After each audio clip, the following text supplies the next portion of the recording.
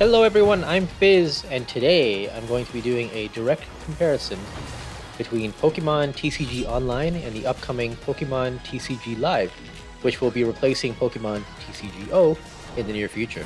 Let's get right into it. So some quick background info. Pokemon TCG Live is, as of this recording, in a limited beta phase for users in Canada and Mexico. If you want to learn more about how the beta has been received so far and hear my thoughts about it, you can check out my previous video where I break it down for you. The link will be in the description at the end of this video. This video, on the other hand, will be comparing PTCGO and PTCG Live with footage from both games. Quick note, I will be primarily comparing the desktop versions of both games. If there's enough demand for more videos like this, I would definitely consider doing a comparison of the mobile versions. So let me know in the comments if that's something you guys want to see.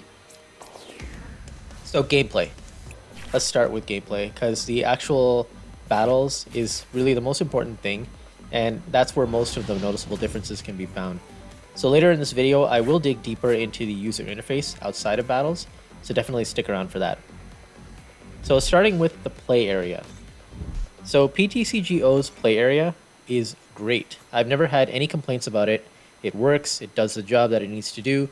It's super clear that this is a Pokemon game because the play area has a gigantic Pokeball right in the center where the main focus of the match is. So I think it goes without saying that when you look at it, it's a Pokemon game and it's really identifiable in that way. I also love how the real game pieces like GX and V-Star markers, coins, and deck boxes, they're all visible. This really makes you feel immersed, and it identifies with the Pokemon brand and the image really well. PTCG Live, on the other hand, the play area takes a huge hit in my opinion compared to PTCGO. It doesn't resemble anything Pokemon related except for the physical cards themselves. There aren't any GX or V-Star markers, but instead the statuses of these is off to the side, along with some other information about the match. There aren't any visible coins or deck boxes, nothing that really sets the tone of a real Pokemon card battle. You would think that Pokemon would improve upon the look of PTCGO's game board and take advantage of the number of years that have gone by since its original release. Think about it. You could actually have models of Pokemon standing next to the cards, and those Pokemon could do the attacks and fight each other. How cool would that be? If that would be an issue with performance, then I would much rather see small models of the actual Pokemon that are in the active spot instead of the 3D avatars that represent the players, to be honest. I spoke about the actual avatars in my previous video, and that's linked, as I mentioned, in this video. So for more information about that, check that one out.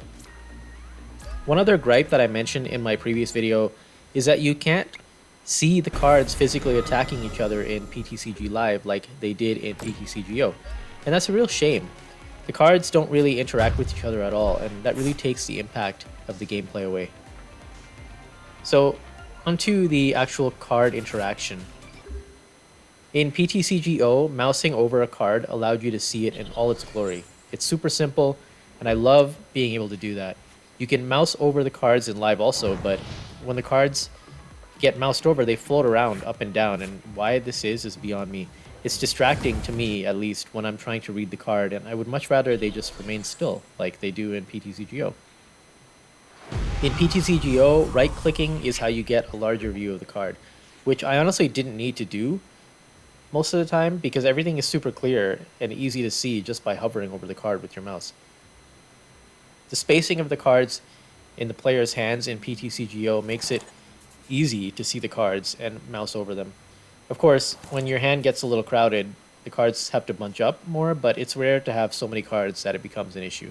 Although, in one of my most recent matches, I had a situation where my opponent had to take 35 mulligans, and I ended up taking those 35 cards. I won the game in a few turns because of that, but it was kind of a mess to figure out what cards I had. So, in PTCG Live, the spacing is fine, and the cards are visually more like how you would hold them in your hand in real life, so it's really a matter of preference. One thing I do really like in PTCG Live is how they stacked similar cards on top of each other. For example, if I have two Professor's Research, they'll appear on top of each other, and that saves space and organizes your cards, making them a lot easier to manage.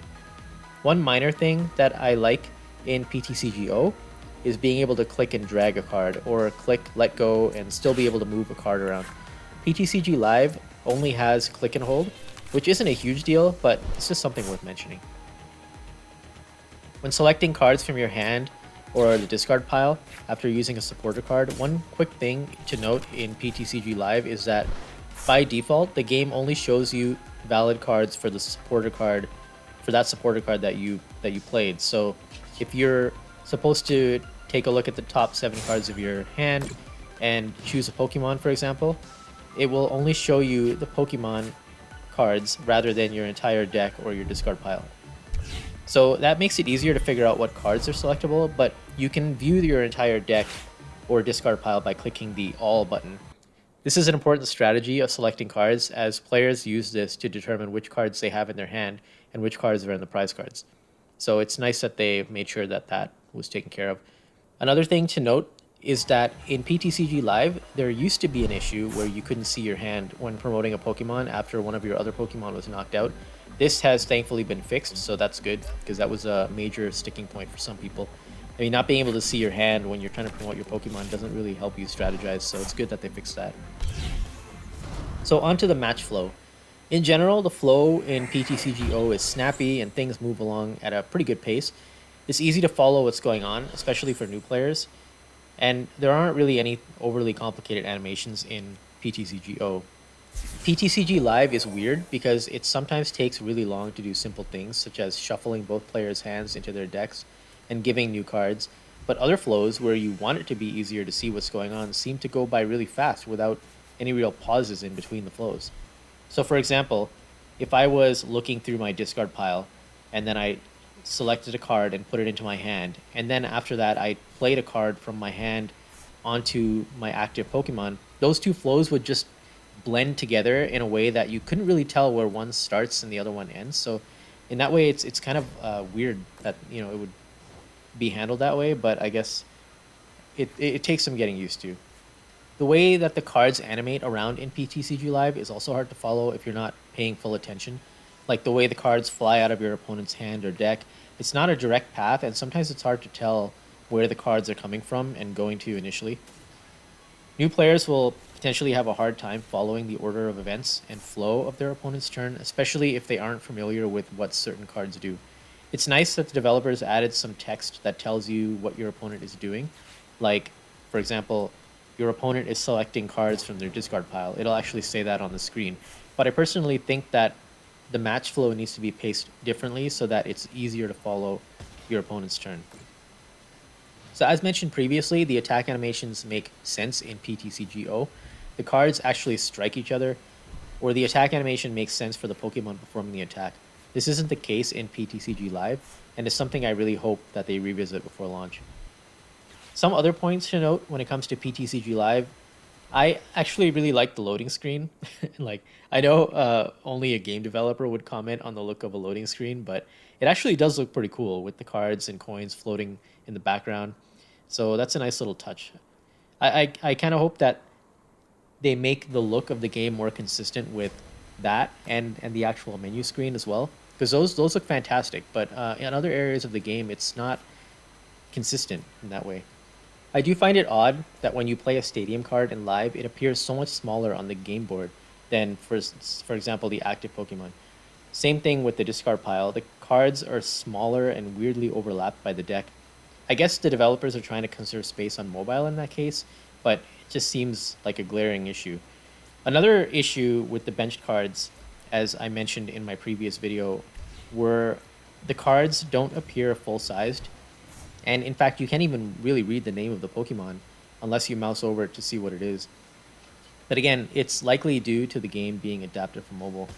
And although many people have said that they can play PTCGO just fine on their Android phones when loading the APK, it makes it seem odd that this would be the case for PTCG Live, that they wouldn't be able to just keep that same look.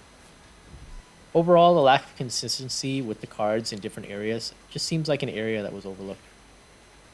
Something that drives me absolutely crazy in PTCG Live is how you can't just hover over a tool card or special energy on a Pokemon and see what it is. you have to click on the Pokemon and then click again on the status effects button to see what the tool card or special energy card is. And even then, you have to read through a bunch of other stuff to find it. Alternatively, you could just right click on the card, but this wasn't obvious at the beginning.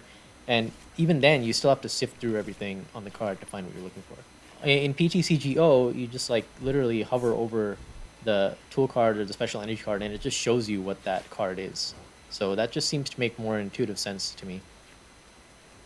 All right, let's move on to the user interface outside of the actual gameplay now.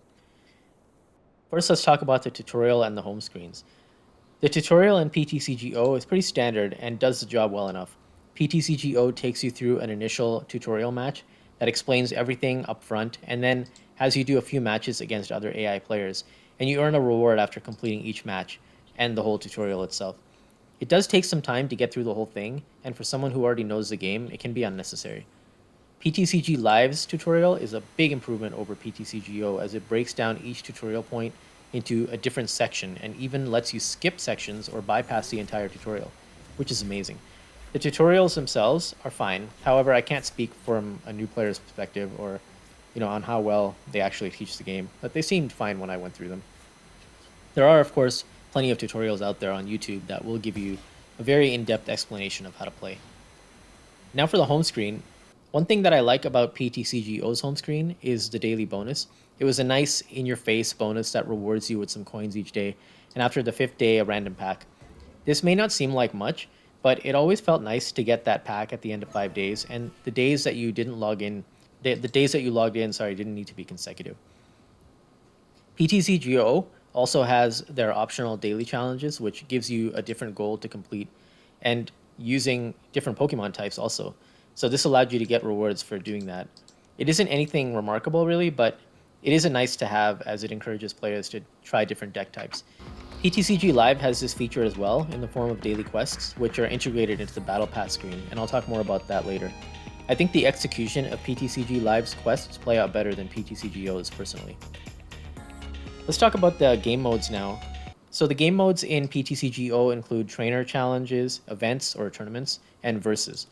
Trainer challenges are a way for players to take on AI opponents to unlock different decks and earn packs. It's very grindy and it takes a long time to get through the whole thing. It's optional. While the matches are really easy, the grind just doesn't seem worth it for the rewards that you end up getting. The decks are not great, and packs are just as easy to get anywhere else. I actually did grind through the entire thing just for the sake of completing it. However, I won't miss this feature in PTCG Live as nothing like it was included. PTCGO's events feature, in my opinion, is going to be missed if it doesn't get added to PTCG Live.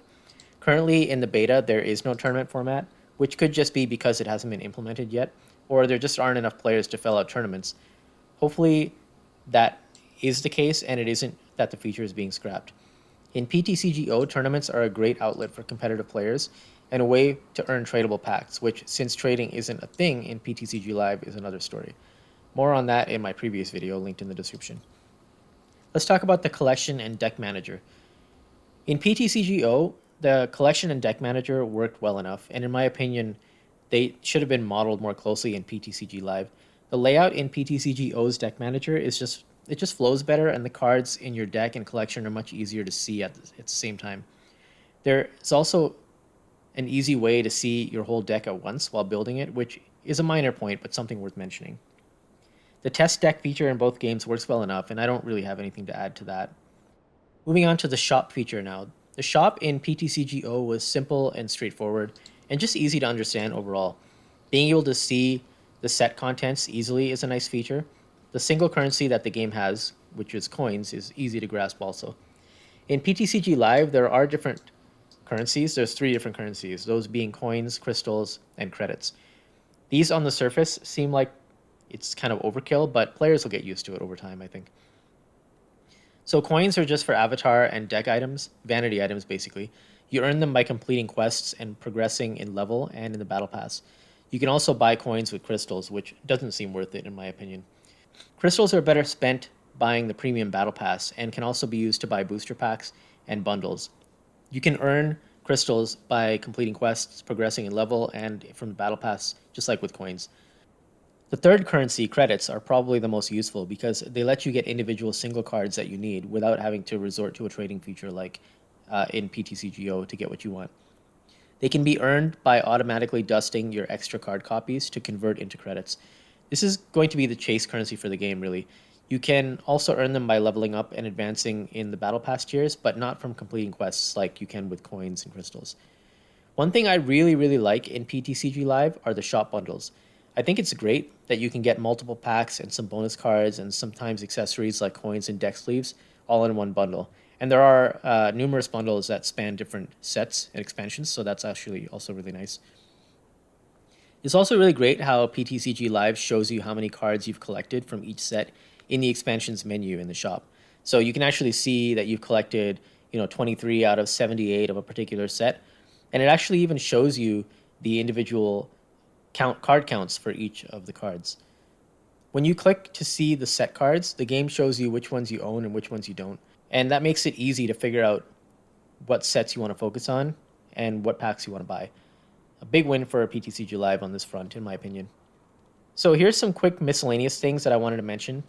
A quick note on player stats. Both games have stats, however, PTCGO's stats page shows you more interesting information, whereas PTCG Live, that's kind of a mouthful, shows you just a few main stats. So I think it would be great if they showed more stats like they do in PTCGO, but we'll see if that changes in the future. Now, redeeming code cards. It's very easy to redeem codes in both PTCGO and PTCG Live, though I do like the clean look of PTCG Live's redeem screen. One thing to note, however, is that this only applies to the desktop version. I don't see a way of redeeming codes within the mobile version, at least on iOS. So for that, the codes would probably need to be redeemed on Pokemon's website. So regarding the game's social features, the friends list on both games works just fine, though the PTCG Live one has the friends button in the profile section, which to me is not as intuitive, but it's not a huge deal, to be honest. So that's my direct comparison between PTCGO and PTCG Live. If you found this video helpful, please drop a like and support the channel, and definitely let me know in the comments if I missed anything or if there's something specific you want to know more about.